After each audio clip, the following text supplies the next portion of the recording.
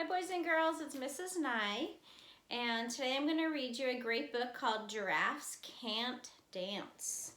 And the author is Giles Andrews and Guy Parker Reese. And I believe they might also be the illustrators. Oh, looks like Giles was the author and illustrated by Guy Parker. So there we go. And what a great title page that is. Look how cute that is. Gerald was a tall giraffe whose neck was long and slim, but his knees were awfully crooked and his legs were rather thin. All right, cubs and bears. But cubs, we're always working on rhyming, aren't we? So I might stop occasionally and ask you to listen for the rhyming word. He was very good at standing still and munching shoots off trees. But when he tried to run around, he buckled at the knees. All right, so you say the rhyming word. Trees, knees. That's right. Now, every year in Africa, they hold the jungle dance, where every single animal turns up to skip and prance. And this year, when the day arrived, poor Gerald felt so sad because when it came to dancing, he was really very bad.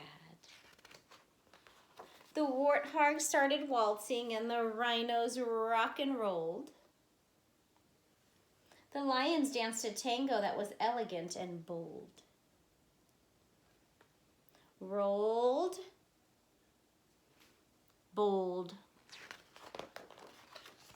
The chimps did a cha-cha with a very Latin feel.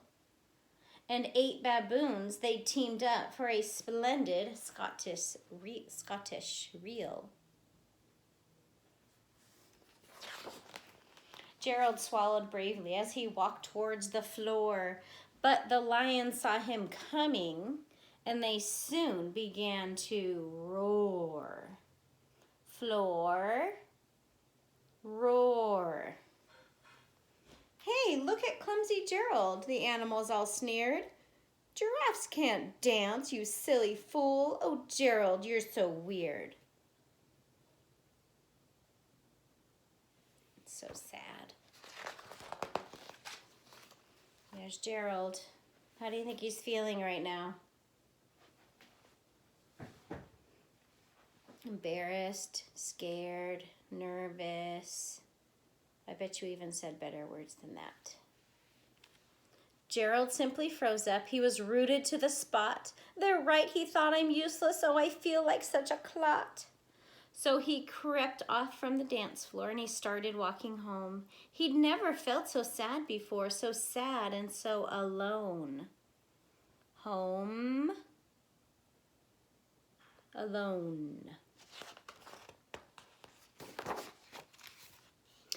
Then he found a little clearing as he looked up at the sky. The moon can be so beautiful, he whispered with a sigh. Excuse me, coughed the cricket, who'd seen Gerald earlier on, but sometimes when you're different, you just need a different song. Listen to the swaying grass and listen to the trees. To me, the sweetest music is the branches in the breeze. So imagine that the lovely moon is playing just for you. Everything makes music if you really want it to. You too. So Gerald is doing something that we did yesterday, which was visualizing. So I think he's closing his eyes and he's imagining music. And he's also imagining his body moving to the music. With that, the cricket smiled and picked up his violin. Then Gerald felt his body do the most amazing thing. His hooves have started shuffling, making circles on the ground. His neck was gently swaying and his tail was swishing round.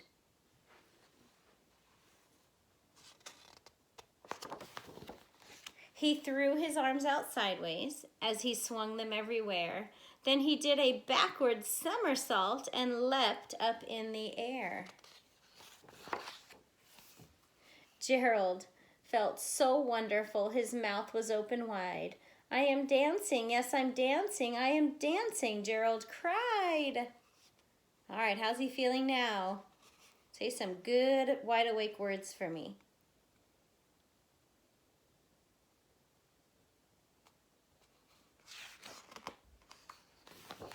Then, one day, each animal who'd been there at the dance arrived while Gerald boogied on and watched him quite entranced. They shouted, it's a miracle, we must be in a dream. Gerald's the best dancer that we'd ever seen.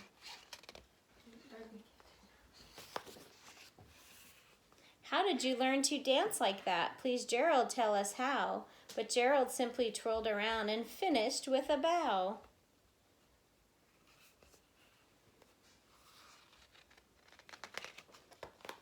Then he raised his head and looked up at the moon and stars above. We all can dance, he said, when we find music that we love. Such a good book. So, in classroom, we talk about how our brains grow when we try new things or try things that are hard for us. So I bet you can talk about with your family right now how Gerald's brain grew in this story.